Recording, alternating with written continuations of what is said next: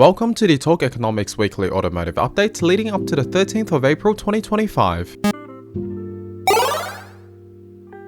Let's dive into our releases and discontinuations monitor. The next generation of C63 is around the corner, but it might not come at all. What may happen instead is that the C43 and the C63 will be merged into a model designated the C53. Mercedes have gone on record a couple weeks ago saying that the C-Class will not come with an 8-cylinder, and the current C63 is barely selling with its 4-pot. The bright side of the coin is that the new CLE63 Coupe will get a V8. The German tuner shop ABT came up with their own version of the RS3 this week with 503 brake horsepower, up from 394 in the base car. However, this release also comes with a hefty price tag of €45,000 in addition to a stock RS3. Production is limited to 125 units. Also limited and releasing this week is the GR86 Yuzu Edition. The sports car will be on a production run of 860 units in the US and is apparently inspired by the original Scion FRS. Toyota's sub-brand Scion died in 2016, whereas the FRS was later sold as the Toyota GT86 in its remaining production run until the GR86. Ford Bronco Sport, better known as the Baby Bronco, is enjoying a fair share of success in sales. From this week, the SUV will be available with a Sasquatch package, which will double down on its off-roading capabilities. Upgrades include knobby tyres and an upgraded suspension. Reports suggest that Land Rover will be joining in on the action of the Baby Bronco and the rumoured Mercedes Baby G.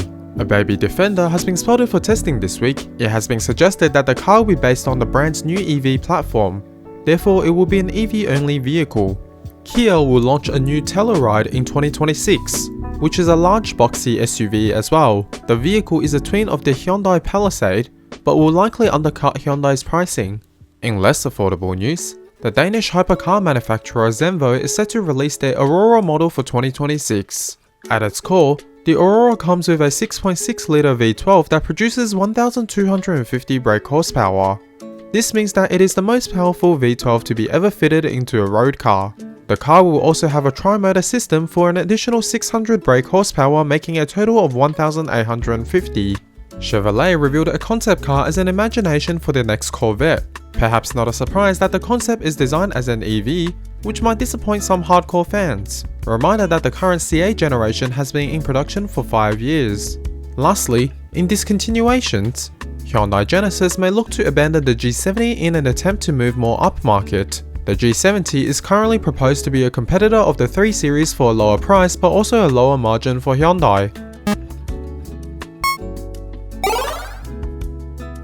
Now we move on to the headlines of the week. Starting with motorsport news. McLaren is rumoured to have started preparing a Le Mans hypercar for the 2027 calendar year. The new owners of McLaren are certainly not cutting back on racing spend to extend the reach of the brand. And another quick update on F1 following the Bahrain Grand Prix. McLaren continues to dominate with the fastest car. It remains close at the top of the Drivers' Championship after Piastri took home the win. However, the race for the Constructors' Championship appeared to have already finished 4 races into the year.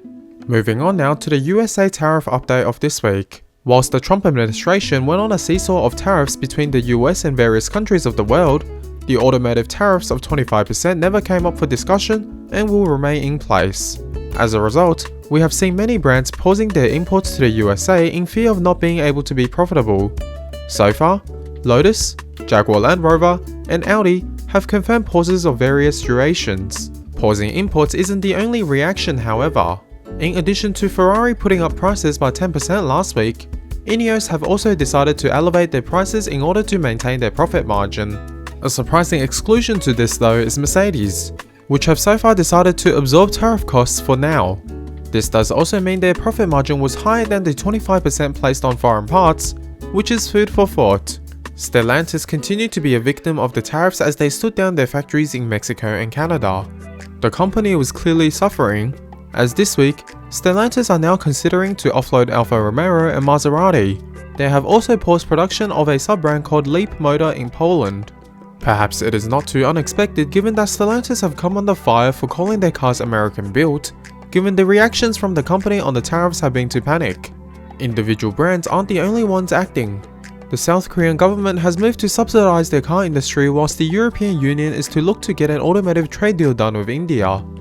The European Union have also continued negotiations with China to remove the tariffs placed on Chinese EVs last year, amounting to a max of 45%. Currently, it looks like a minimum price will be set instead, which will mean European automakers will remain competitive, but also China will not hit Europe with anything reciprocal.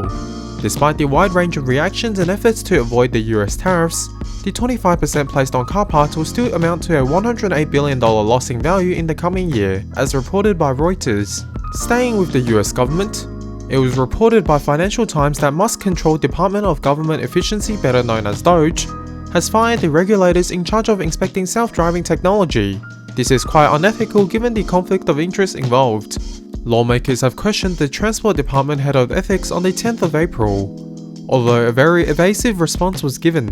There is, however, no doubt that Tesla is suffering in terms of both new sales but also used prices given the recent wave of owners selling their vehicles due to differences in political views with Elon Musk. Shifting gears, let's look at some headlines from Japan.